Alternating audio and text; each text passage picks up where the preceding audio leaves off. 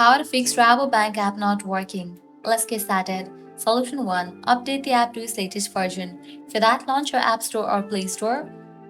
Now at the very top, you're going to see the search box. Over there, type in the app name Rabobank and then search for it. With that, app will appear.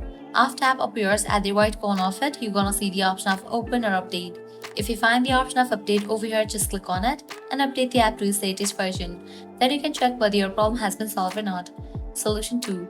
Clear cache for the app. For that, launch your settings. Now scroll down, navigate to the option of General. Head over to the option of iPhone Storage. In this page, you're going to find different apps that are installed in a device. Find the app Rabobank. After you find it, you have to open the app. Then click on a Float app. Click on a Float app. Offloading app clears cache for the app. Now click on Reinstall app.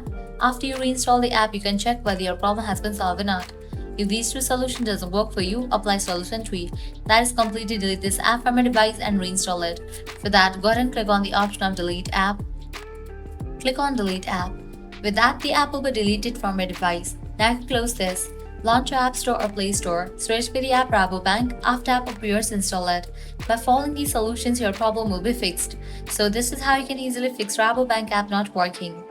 If this video was helpful, don't forget to like, share and subscribe to our channel. Thanks for watching.